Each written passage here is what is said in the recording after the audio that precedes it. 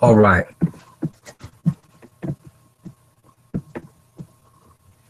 So what I'm going to do to start this off, once again, is real simple. Brother Off Code in the building. Peace, peace. What's good, famo? EM Hatep family. Man, just shout, get opinions on the brother Jesse's speech. What I'm gonna do to start it off, I'm gonna play the speech for those, because not everyone has heard it, right? So live, so you gotta at least give them that. And then I'm also gonna play a couple more things that the brother has stated over time. Here they go calling me, right?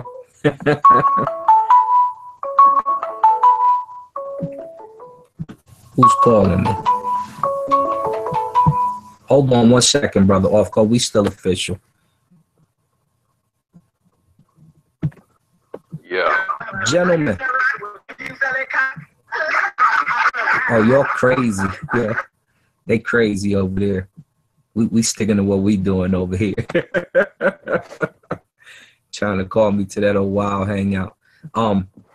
Let me play the brother's speech. This is today we're talking about Jesse Williams' awesome speech during the BET Awards just the other night, and some of the reactions, some of the different backlash, and we'll kind of go in order concerning, because it's very controversial concerning. Did you hear the speech, brother Off Code? Oh yeah, I heard it. What was your first take when he was saying it? Like, did you get to watch the BET Awards live? And if you did, how did you feel when he was delivering it? Did it shake up something new? Was it something old for you? Was it awe-inspiring? Was it typical and nothing new to the game? And he should have said something like that, as other people should have said a long time ago. How did you feel, brother? Well, there's an echo going on. Oh, let me mute myself. Oh no, that's brother Maru in the building. What's up, brother Maru? What's up, brother Cordell? What's up, brother? What's up, What's good, my bro? Peace, peace. Peace. So he said what he said. You feel me? I didn't feel any way. I didn't feel any way about it. You know, it's something that's been. He said things in his own way.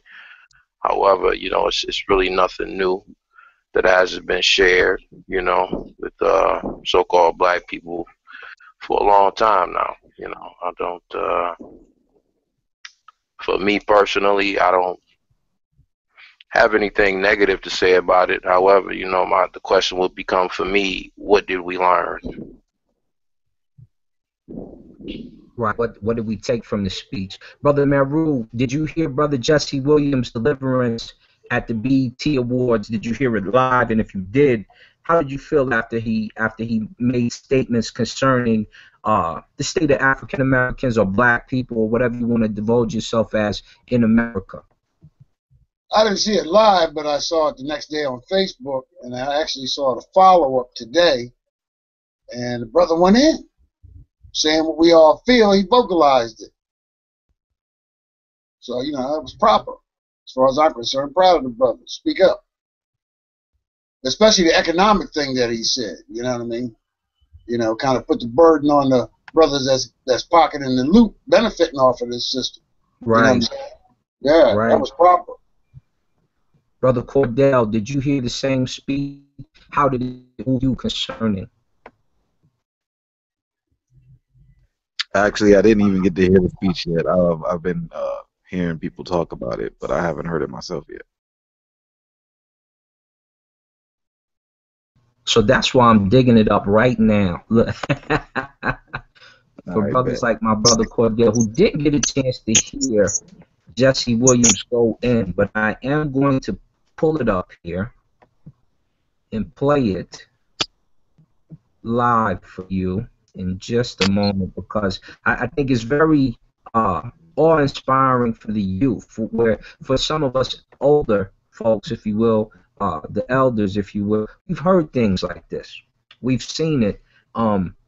It's just shocking that the youth now are starting to say something with some of the stances from some of the rappers, per se, like Young Thug, Kevin Gates, and different people of that nature, scared to speak out when they're in a place of praise and big economics. This brother just went out on a limb and said, I'm not really concerned about all that at all. It's time to go in. But let me, hold on, let me pull it up here. This way, you, as well as some of the listening audience, will know. And Brother Jesse Williams. Well, I can play it if you want me to. Yeah, if you got it up, absolutely. Oh, here it goes, right here.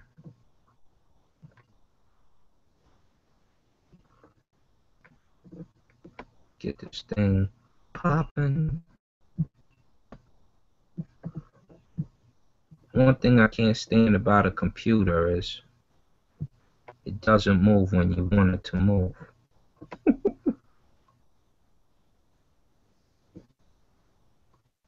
Okay, here he comes. So this is Jesse Williams' speech the other day.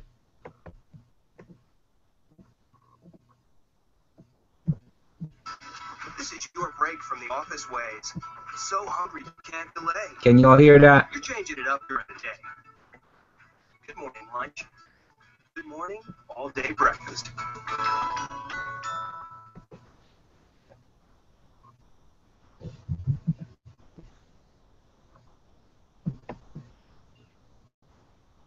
Just loading up for us.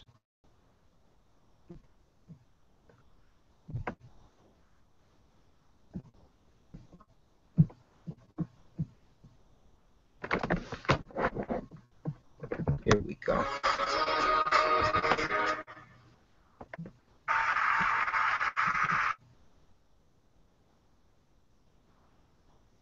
Any day. Good. And how we got here, the more we will.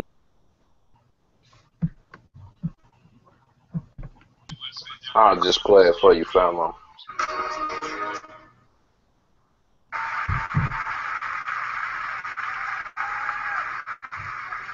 For his continued efforts and steadfast commitment to furthering social change. We are proud to present such a deserving recipient with the 2016 DET Humanitarian presented by State Farm, Jesse Williams.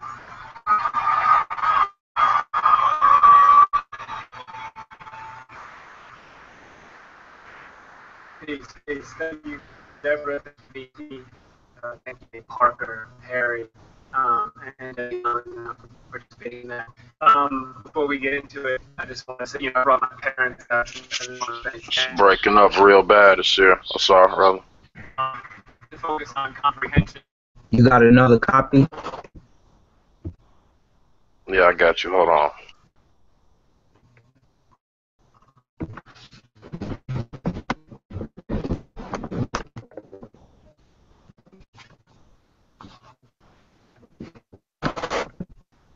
This award This is not for me. This is for the real organizers all over the country, the activists, the civil rights attorneys, the struggling parents, the families, the teachers, the students that are realizing that a system built to divide and impoverish and destroy us cannot stand if we do. All right? It's kind of basic mathematics. The more we learn about who we are and how we got here, the more we will mobilize. Now, this is also in particular for the black women, in particular, who have spent their lifetimes dedicated to nurturing everyone before themselves. We can and will do better for you. Now, what we've been doing is looking at the data, and we know that police somehow manage to de-escalate, disarm, and not kill white people every day. So what's going to happen is we are going to have equal rights and justice in our own country, or we will restructure their function and ours.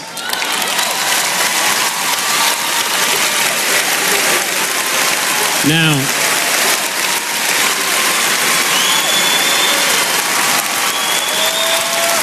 I got more, y'all. Yesterday would have been young Tamir Rice's 14th birthday. So I don't want to hear any more about how far we've come when paid public servants can pull a drive-by on a 12-year-old playing alone in a park in broad daylight, killing him on television, and then going home to make a sandwich. Tell Rakia Boyd how it's so much better to live in 2012 than it is to live in 1612 or 1712. Tell that to Eric Garner. Tell that to Sandra Bland. Tell that to Dorian Hunt. That was actor Jessie Williams of Grey's Anatomy. He accepted the Humanitarian of the Year award at the BET Awards last night. And he went on to say a few more things about what we need to do. The economic part is missing in there, but the brother really went in on the system. And that's the part about the killing. I wanted to hear the rest of it. But when you hear stuff like that from an actor of stature who could lose his position, how do you think that we should, as a community of people, back that person, venerate that person, ensure that he's steadfast and continues to get work? Because that's one of the things a lot of actors face. No, you don't get a job anymore. You say things of that nature. Or how should we support our brethren and family members? Because that's what he is to us. He is family. When they go out on a limb of that caliber, let me start with the elder brother Merrill concerning that. What do you think concerning backing our young activists?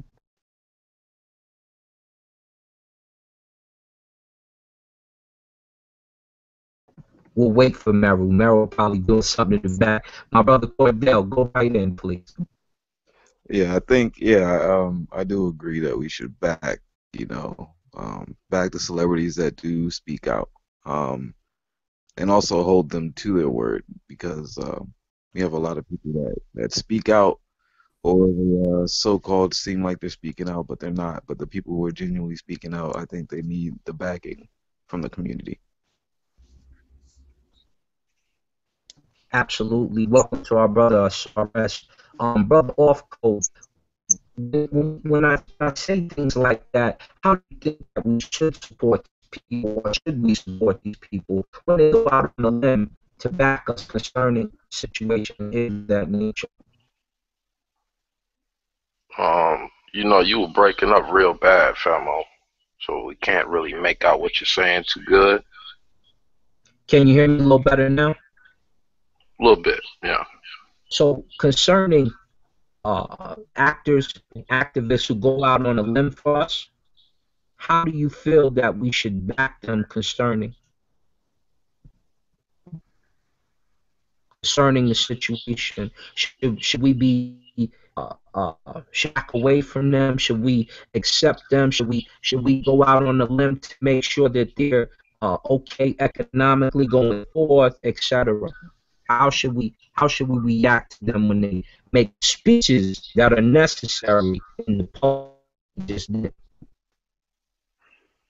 Well, me personally, I highly doubt, unfortunately, that when you say we, you mean all of us, will back any one of us.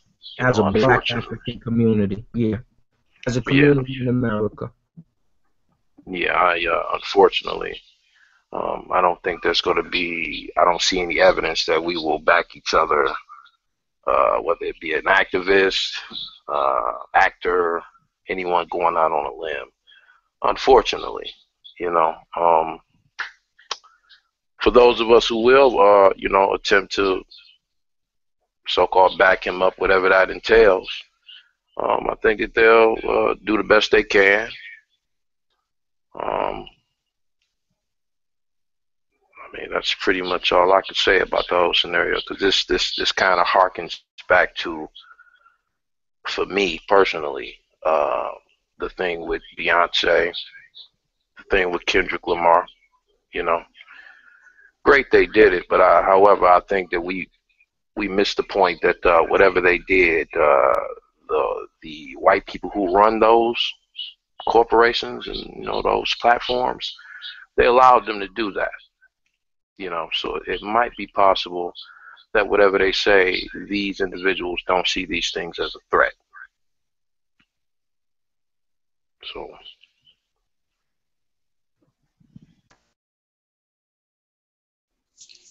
I think that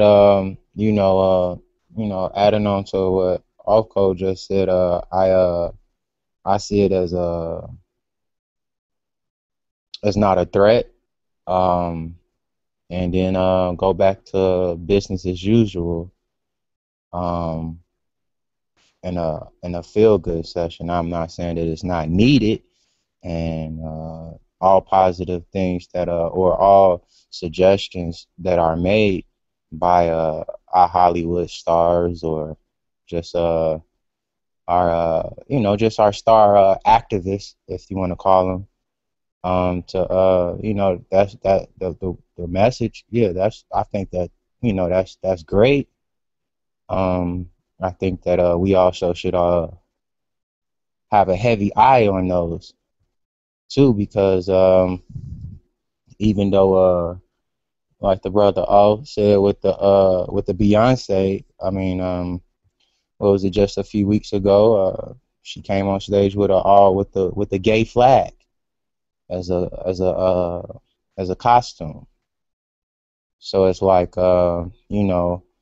the ones that are saying things or doing things, we don't really know what their real intentions are, or is that just to do is it just a marketing scheme Right. to to get more eyes on to them, to sell whatever album, or get more tickets to the movie sales, or just to get a bigger following, and then really they leading the younger ones, or us that do agree with what they said, and then our children that probably look up to those people, probably like, okay, well, mom and dad approved them because of the message that they said, and then later on, that following week, the same person probably be leading our children to another type of ideology that we definitely do not agree with.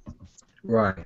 Now I'm assuming Beyonce probably put the gay flag on in response to the murders at the nightclub in Florida, which was targeted by a supposed Muslim who actually was at the club pretty often and appeared to be homosexual himself and was having mental issues, whether he was gay or gay, with a wife, because his father really chastised him about his personal mannerisms.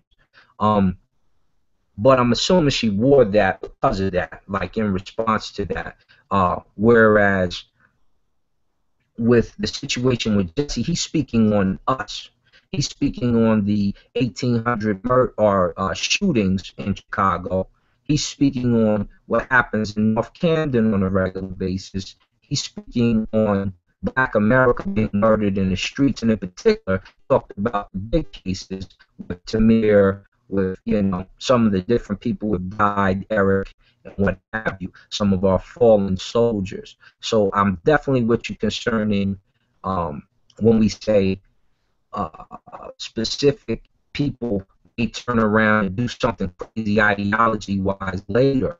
But when they stand out, and it really, really for the young crowd, you brothers right here, Ashar and Cordell, because, and of course off code, but he, for those of you guys who are in your 20s or early 30s, see, we've seen a lot of this when I was coming up. Like, all the athletes, all the people around us made sure that you knew to be black proud, and we weren't having certain issues. But for you guys, I don't recall a particular artist or anything that really stood out that was your age, that went out there on a limb in its fashion, or that was such a high position for this generation. He's on Grey's Anatomy and spoke out like he has. You guys know anyone of that nature now that you can name, aside from Beyonce per se, or J. Cole? Yes. He wrote with that same tribe, Beyonce and what have you, and Kendrick Lamar. Is there anybody else that comes to mind that fits this caliber celebrity? Spike Lee. But he's my age though, like who in your guys' time and then he turned around and just made that Chicago movie, which no one's rapped about. So he doesn't even appear to be the old Spike to us right now. Asar, you're gonna have to move to a different location maybe, because we can hear you a little bit, but it's still choppy up for the viewers that might listen later. You want to make sure you heard correctly or clearly rather. Can you hear me a little better now? No, it's still a little choppy. A little bad. Yeah. A little better now? No, it's still like it sounds like you hitting your throat when you chop. It's like real choppy. Yeah.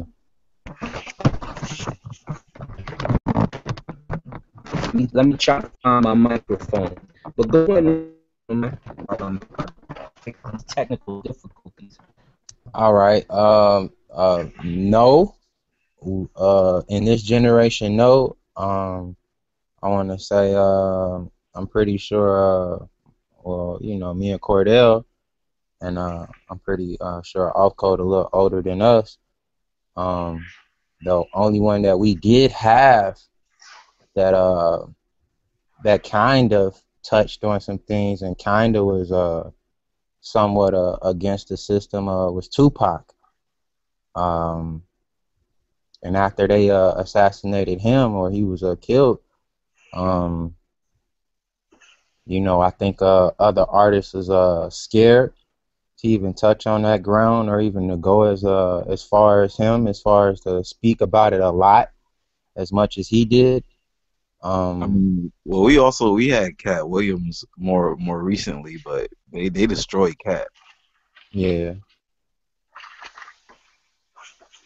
And I mean, even the fact that I'm real suspicious of a lot of shit. You feel me? I don't know if this is true or not. However, the people listening to this can think about this.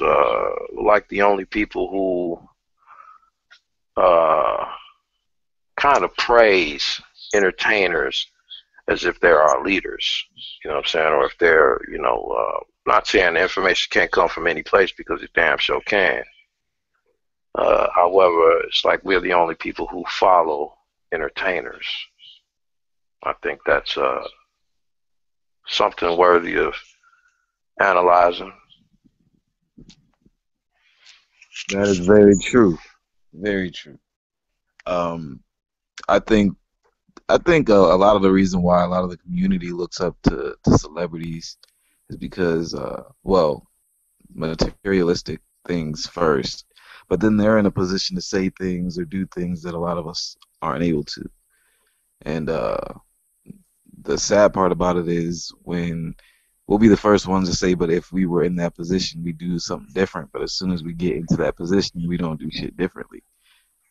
There needs to be a change.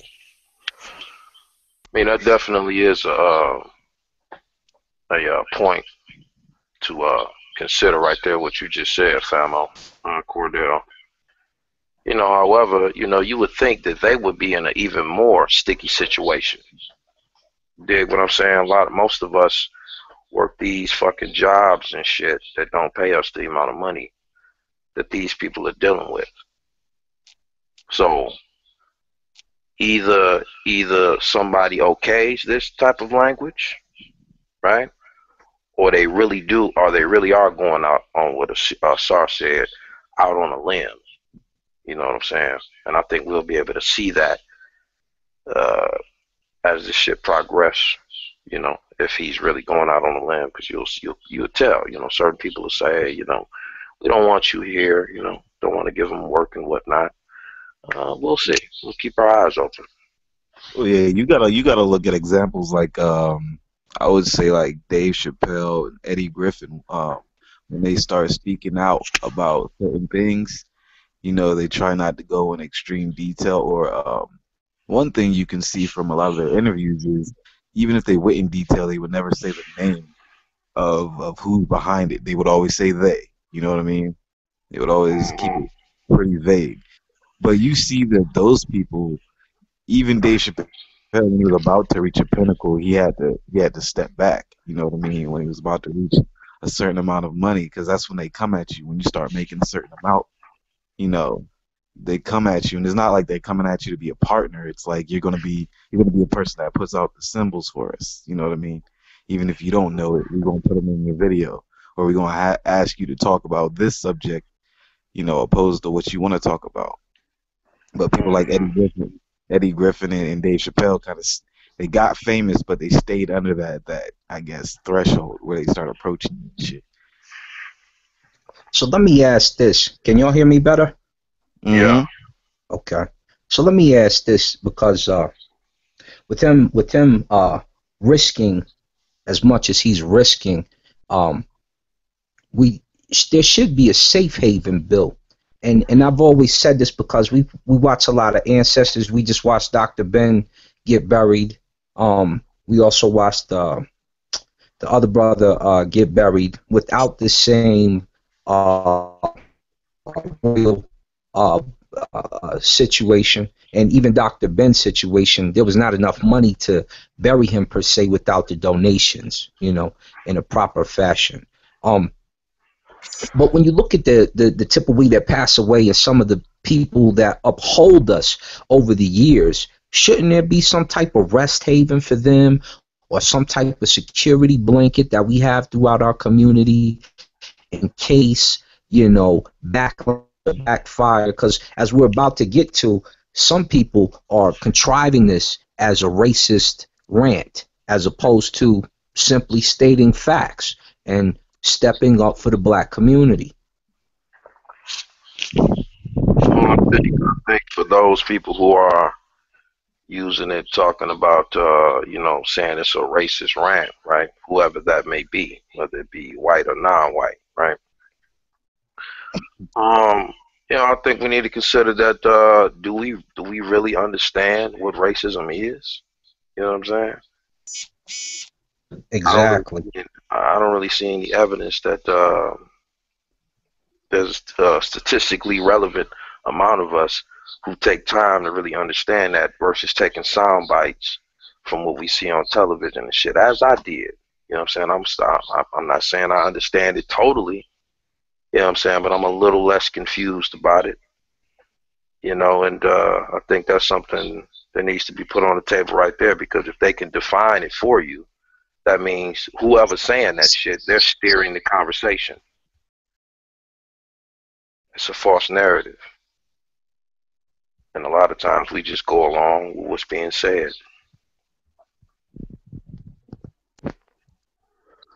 Oh yeah, and what you were talking about the the elders and whatnot. To keep it 100 motherfucking percent, most of us never knew who Dr. Ben was. Most black people don't know who he is, what he did, period. True. Now, for those of us who do know and who had been around him, you would think that they would have done some things for him. And even if he didn't have certain information about, investing his money or whatever it may be, so that he could be had a good point. I'm pretty sure some people in the so-called conscious community, they had those skills, but they didn't reach out to the elder.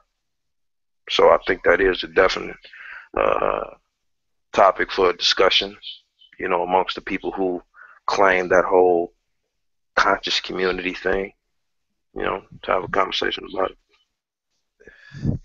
Um, I think going into the whole quote unquote conscious community, we all say we should support black businesses, but as soon as there's one that pops up, we don't support each other. There's a fear there. I think that goes back into a lot of why the master teachers or quote unquote master teachers were in a situation. They went out their way to how they felt was Might have lost Brother Cordell for a minute. Yeah, I would definitely. Oh, you still there? Go ahead. Go in, Brother Cordell. I seen you about to say something. Yeah, no, I was saying, that goes into a lot of, it ties back into how, Dr. Ben and, a lot of people that were actually out speaking out for our community pretty much end up dying in poverty because we didn't look out for the people that were trying to look out for us. You know what I mean? So that's like, going on and adding on to what you just said, it's like it's a risk because I don't know if you want to say a risk, I guess, maybe for a lack of a better term. You right? No, you right, because I tell you, I can name some actors, some European actors who even spoke up before, and lawyers, different positions who have spoken up on these situations and ended up out of work. Period. Right. And the very people that they were sticking up for, speaking for, putting their neck out there for, left them for dry. It wasn't no type of no funds or we speak about unity. It was no gun GoFundMes, just automatically. Since this person is putting in work, they should be compensated for their work. Since they probably leaving that position, and since they have they popular, they out there. So we not supporting them to keep it going, since they have the mouth, the voice to get it spread around the world. They just get left out. So most just say fuck it and continue on doing what they're gonna do, because there's no like the elder Nelly Fuller say, it's big business and fucking over black people. It's no black power, if you want to call that, quote unquote. That's small business. That's so minute, compared to the big business to fucking over us or black people as a whole. You're not gonna get paid for trying to help us, and even outside of us, outside of our community, other people from other cultures and stuff know this, so they ain't about to help either, because they the buffer group. So it's about a domination over us, and we be the cash cow for everybody else. We liquid gold. How do you guys feel about the labeling of his speech as hate speech, and Donald Trump's speeches being called political? How do y'all feel about just watching the different? You know what I'm saying? There's different labels on each speech. When a man says, "I'll build the wall to keep illegal Mexicans out," and then he turns around and demonizes a judge who almost lost his life to Chepo for speaking against the drug cartels, though he's a Latino. How does that make you guys feel? Is that really show our race relations in this country when we're talking media? Hell yeah. But I mean, it's laughable because I mean, it's expected. And I think like it should be expected by the mass majority, but a lot of us are still shocked to see shit like that. Like, they've been doing this shit. I mean, forever. I mean, when marijuana was, the propaganda behind marijuana was, if you smoke it, you'll end up fornicating with blacks and Mexicans. You know what I mean? It's just all the propaganda that they put out there. We all just suck it up. So it's laughable, honestly. Yeah, I agree with Cordell on that shit. You dig? Unfortunately, it's expected, and it might be constructive for us to move towards thinking that way. This shit is expected, and as far as you said how I feel about it, I feel nothing. I think that we spend a lot of times in our feelings, and our feelings won't get this foot out our ass. Nope. Learning, being economically and financially literate is what's going to get us out of this. Well, let me ask this, because now we're talking about financially literate, or at least economically savvy, not financially literate, because we'll still go spend with everyone but ourselves, even when we are in a good position.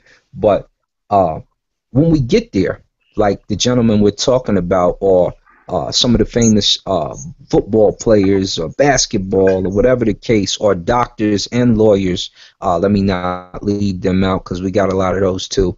When we get there and we don't invest in a black bank per se, and that black bank may not have our contrived interest as to what to do with the money, as who to lend money to, how should we go about correcting this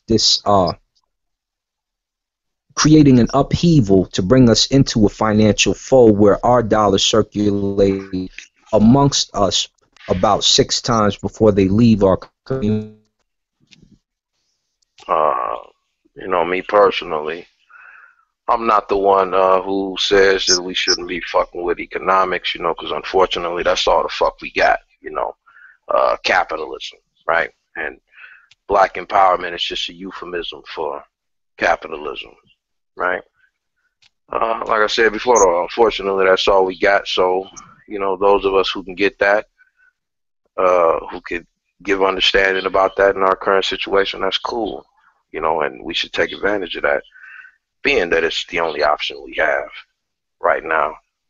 I'm not of the opinion that motherfucking capitalism is going to get us from up under white domination, because, we have to think about it. People classified as white decided what kind of paper the money was going to be on, that it was going to be called money, that it was going to be green, and they determine what the fuck they're going to allow you to buy with it and what you're not going to buy with it. So we need to keep that in mind as well, while still not being stagnant, because it's all we got, right?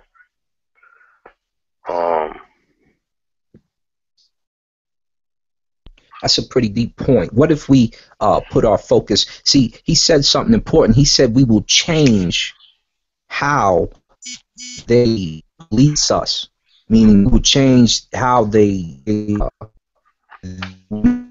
in our communities, in the nation, we can do. We really put our minds. There's only 300 cops, so if everybody ran up on a precinct, you're going to have to repeat that. Yeah, you're breaking up. You're going to have to repeat that.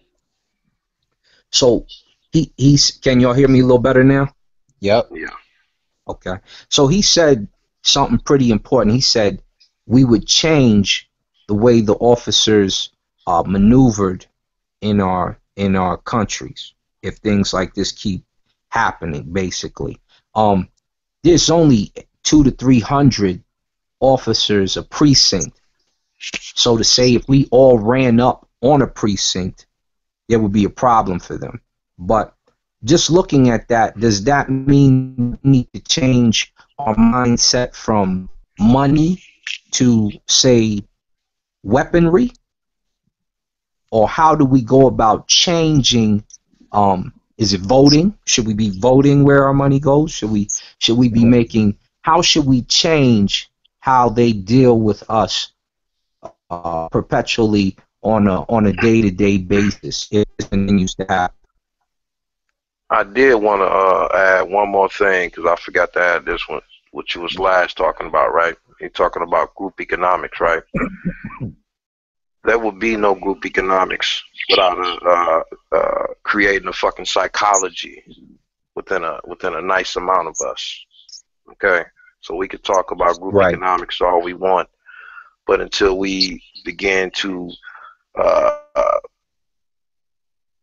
think about how do we foster a psychology that's that promotes group economics. You make it a curriculum and you give it to the kids while you're educating them. Right. I don't know.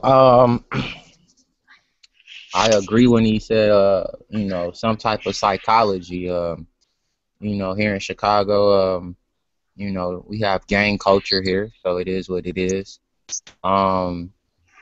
When Larry Hoover came up with that Century 21 vote, he made it mandatory that all the brothers that could vote make sure they go out and vote. But that group was under some type of psychology. I don't know if you want to label it brainwashing or it's all type of definitions that you can label it.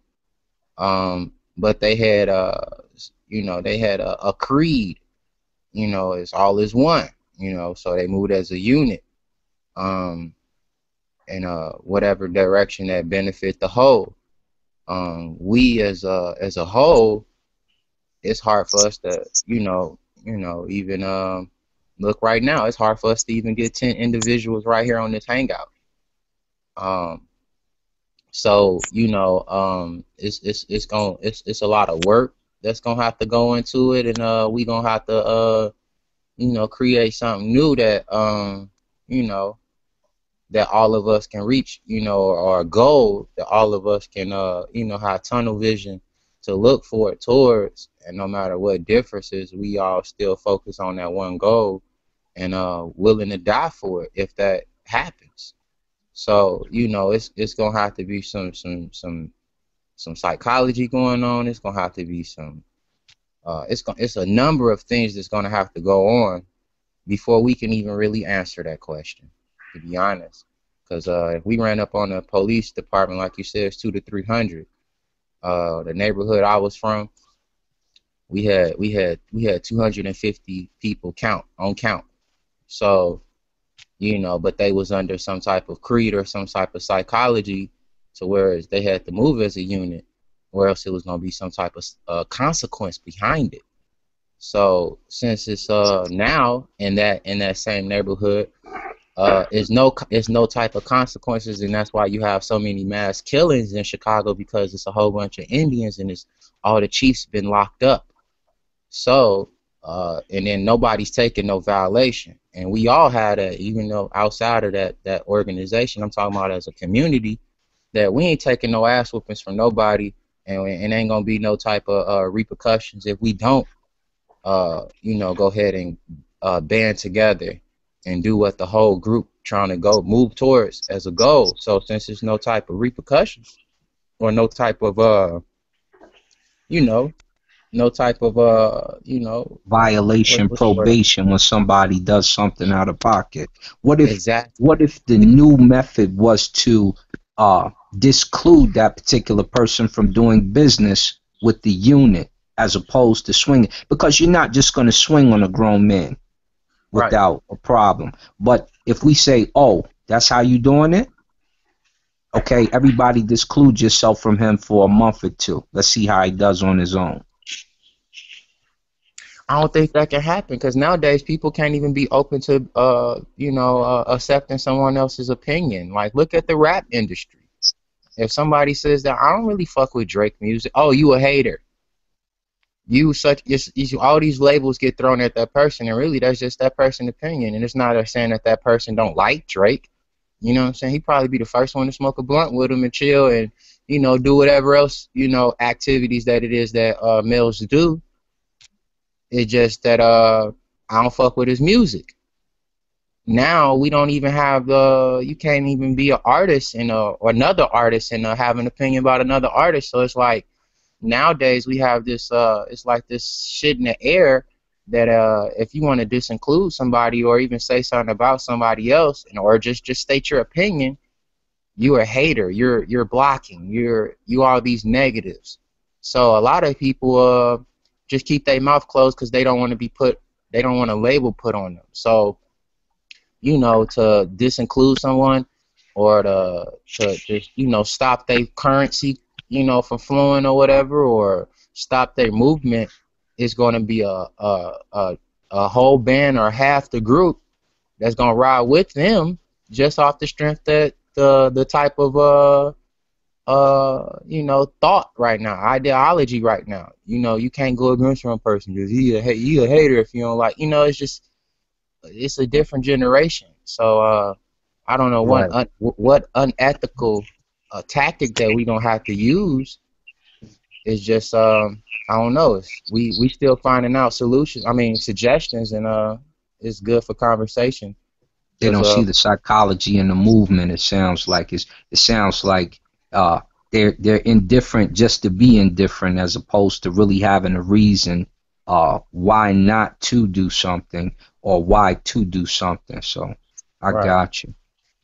Now back to the brother Jesse, or actually all for the brother Jesse, just because he was just the catalyst to open it up, because the other portion of this is what is the state of Black America right now. When we look at that, there's no question a lot of us are getting money. There's no question economically, if we all wanted to upheave and go back to Africa, if that was the answer, we could go do that. If we weren't happy, or any other country, or we all said let's go to Belize, we could do it right now. What is the necessary change that needs to happen in Africa, America, in order for us to look sustainable and be happy and content, either living here or going elsewhere? Well, my whole thing is every other people that come to this country have a nation that will back them up in case something happens to them, except for us. Our nation is occupied, and really the world is getting rich off of our nation. So I think, and this is just my opinion, honestly, I think we have to fix and reestablish our homeland in order for us to, benefit. I think. Oh, go ahead, Famo. Go ahead. And I was gonna say, and even if we don't do that, the only way, and I mean, I don't even really, I've heard it a lot, but one way to gain respect is to, I guess, be of equal value or equal benefit as they are. So we would have to have our own companies that make as much, standing on our own feet at the same point as they are, in order to gain respect. I don't really believe that, but yeah, I guess that's another way. Mm-hmm. Me personally, which I damn sure could be incorrect about this shit. We need to be honest, man. We're not honest about our pitiful, pathetic positions being classified as black. We still got a lot of people who think that that's our fucking color. And why do I say that? Because that's what we say. He hates you because your color. What the fuck? You know what I'm saying? That in and of itself is oxymoronic. So we haven't even got, understanding comes before any fucking thing. You can do shit, but you'll be like a goddamn shady ass mechanic. Motherfucker ain't never fixed the car. He tells you he can, or she tells you she can, and they say your fucking alternator fucked up, and all you got is bad gas. They don't know shit. They just doing. And that's what we do. We say, what you doing? What you doing? So like I always say, white people have sayings like, the devil is in the details, meaning scrutinize, analyze, understand, get to the root of the shit. On the flip side, we say shit like, do something. Without having anything to do.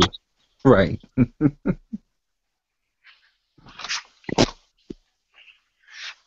What does that say about our leadership and where we need to go, though? I mean, it seems to me, and I just from doing the small blogs I do, when I give information, you know, some people take it, some people don't, no big deal. But when ignorance comes on, it's publicized, it's what the people want to see, they lock in, they tune into it, they're locked on it. Some of my partners also spit, you know, things that will, you know, make you of great endeavor. But no one listens to that. They only listen to the ignorant, the nonsensical, and what have you. So what is it? I mean, what does that say about our leadership and where we truly need to go mentally as a culture in America? Even Africans come over here and won't mess with us sometimes. I think we need to get that leadership we need to throw that shit out the window. You know, that was something that was created with you know, Booker T. Washington in the kitchen, or the kitchen cabin, or kitchen party, whatever the title was. Yeah, I was gonna say the same thing though. Yeah. Yeah, we need to get rid of leadership, and you know, think as you know, as a whole. I don't know the definition of ain't no such thing as leadership. I don't know if you want to say a congregation or Congress or whatever. I don't think that we need to have any leadership, and I think that's a fault that that's within us that they created. Always looking for a leader, because we already know, you know, you cut the head off, the body falls. So, you know, I think that's something that we need to get. We just need to throw that out. Even the celebrities that are speaking up, back them, but don't put them on so high of a pedestal that they can't even get put in check. And also that we don't even know after they fall, we just so, you know, hit by emotions that we just give up. Yeah, we just give up. Since they feel, oh, we done now. They took our leader out. What you mean? Everybody supposed to know 3 positions ahead of them. You know, if you know, going off of the spook that sat by the door. You know, I think that's a great foundation of the elder that he put out the movie. You know, as a maybe a fingernail step towards something. You know, I think we need to really get rid of that whole ideology of leadership. It can be a director's a board, but he got to be held by, it got to be checks and balances. You know, he understand, like you said, violations and probation. If you fuck up this position that you in, as far as being maybe a poster child or a mouthpiece for the rest of the group, you gonna get fucked. You gonna get your shit chopped off. You know what I'm saying? You gonna get cut off. You gonna get, you know, exile, whatever it is that, you know, whatever term that we want to use. We just need to get rid of the ideology of leadership, because that's something that they created to make sure that they can control us. Because we emotional. Come on, we love everything. We emotional people. We feel. We go off feeling. We religious ass spiritual people. We all in tune. We are in tune, and that's a plus and also a fault at the same time. So leadership, first off the board. It needs to be a board, a congregation, or whatever you want to call it, you know, but everybody has a equal restructuring of foundation. Gotcha. Right. All the way. Cause we stuck on that. We stuck on leadership. Now with what's his name, Jesse Williams. You know, we'll be quick to say that he a leader. And come on, He's just an actor, right? exactly. He's just a wake-up call. And That's you it. see they comparing him to who? Harry I don't know how to pronounce the Henry brother. Belafonte. Yeah, Henry Right. Belafonte. And then they got the other sister. Now, let's step back on this. Now, I ain't no dark skinned brother. You know, I'm about whatever brown. My kids come out gold. You know, it is what it is. So, but I'm just going off of this whole Jesus complex. You know, we had this whole, throw the light skinned person or whatever, and I ain't got nothing against light skinned people because they black too. You know what I'm saying? It's just that why did they pick the whole 3 light skinned motherfuckers to be on the ebony as far as passing the torch? You know, it's you telling me it's no dark skinned Chocolate people, brothers and making it's like moves. that's not even an issue either. But at the same time, it's just like, come on, Harry Belafonte. I mean, he spoke words. I don't really know exactly, and I don't want to throw no shade towards the elder or nothing like that. I don't see any nothing that he actually did that was pushing this our community more forward, or even Jesse Williams. I don't see anything that he said different than what Harry Belafonte said back when he said what the fuck he said back then, when it was probably even worse, or even maybe, I don't know what you want to say, worse or better, because we don't know. We wasn't back then, and I'm pretty sure all of us on this panel probably been in jail and probably got murked off because we would have spoke up and said something. At the same time, it's just like shit. Right now, it's more hidden. Like the brother Offco say, when they took the motherfucking signs down, we just forgot about all this shit. So we don't. It's I don't know. It's so much. It's so many levels to this shit that it's like we want to focus on one to get to the next step and then get to the next step. But it's like that 10th step is still affecting the first and the second step, and it's just taking the floor from up under us. Right. A lot of different facets. Go on, brother Right. Off. I wanted to speak. Like I said, I don't talk shit about so-called black people because I think it's weak. You know what I'm saying? It's easy. It don't cost shit. Some of us may harm you, may even kill you. But generally speaking, there will be no sanctions for shitting on us. So any of us who do it, in my view, it's just weak as fuck because we can't deal with the with the actual situations, However, I focus on our behaviors because the last time I checked, behaviors are learned, right? So we talk about this Jesse Williams scenario, and this is quite fascinating psychologically. How, even you said it just a second ago, sir. It was a wake up call, right? Now, I've heard that on Facebook, social media. He said something so profound. It's a wake up call. He represents a new generation. But guess what? The new generation has been here to see all of these so-called black people get murdered. Okay? Heard plenty of people talking about a lot of white people giving the statistics. Because generally speaking, that's where we get it from. We don't do no goddamn consensus. We don't do no no census or no shit like that. We don't do that. So we get this information from white people.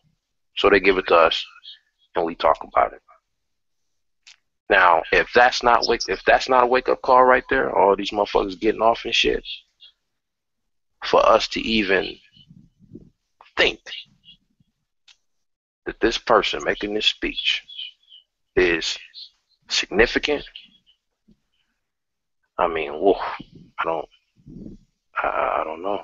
It's fascinating psychologically. It says a lot about us.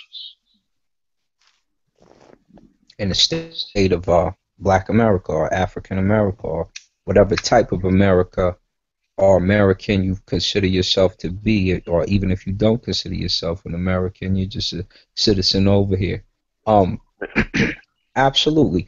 I also um think that when a speech defines a moment, that the people it defines generally react in certain mannerisms.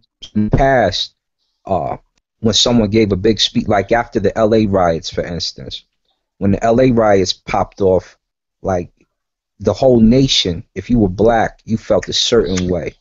And we all moved that same way.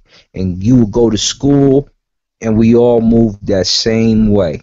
And we would look at people not of our own culture in the same way. And if we made music for that time, it was the same way. You're talking about everybody putting out a political record, or every actor starting to come on television and give a certain type of speech concerning the situation, different things of that nature.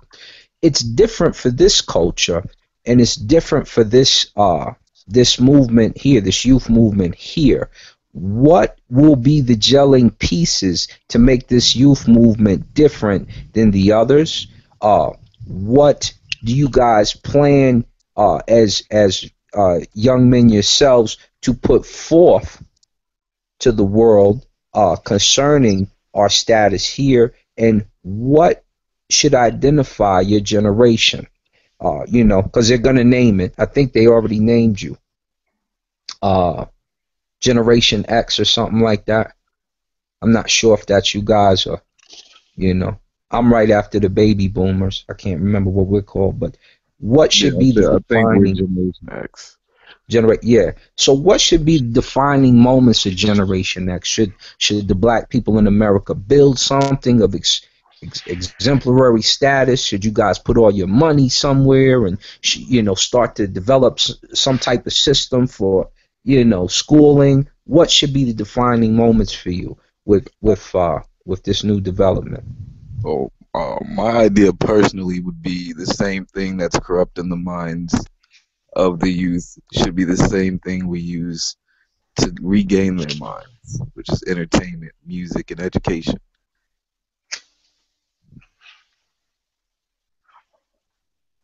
So, in a sense, media and education, because I mean, really, you could try to save somebody our age, you know what I mean? But usually those minds are made up. You got to start young, start with the youth. Do they need to be saved is my other question. I mean, what am I saving you from exactly? Ignorance, honestly. I say it's when you don't know anything about yourself or who you are or where you came from. Anybody can tell you anything about yourself and you would believe it. And that's pretty much what's been going on. Gotcha. We had no idea, what we were, what our history was, and they told us, this is your God. You know what I mean? This is your name. You don't have a history, and we kind of, for generations, not everybody, but for generations, a lot of us believed it. You know what I'm saying? So, Me personally, I suspect, right? Generally speaking, yes, white people took our identity and gave us one, right? Now, largely speaking, unfortunately, that's the fuck who we are. Stereotypes perpetuate behaviors, behaviors perpetuate stereotypes. You know what I'm saying? So by and large, we are who the fuck they made us or they bred us to be. And that's why I say, paradigm shifts. I don't have the answers. None of us do, because if we had the answers, we wouldn't have the fucking problems. So right now we're engaging in attempting to engage at least in critical analysis. There's a suspected racist who's gone now, and his name, surprisingly, was Buckminster Fuller, right? And he was what white people would call a Renaissance man, physicist, inventor, all that shit. And he had this to say that I happen to agree with, and I think it should be something that we consider as well while we're doing things like, we were talking about the economics and shit. Unfortunately, that's all we got, so we can't just sit back and do what some people, that old bullshit that people say something from time to time. You know, well, a white man, why do anything? You know what I'm saying? Fuck that. That's archaic. You're a goddamn fossil. Can't do shit for us, right? However, his quote was, "You never change things by fighting the existing reality. To change something, build a new model that makes the existing model obsolete." Which is exactly why I asked the question. What is the new thing that this generation will be defined by? Absolutely. Brother Sarves?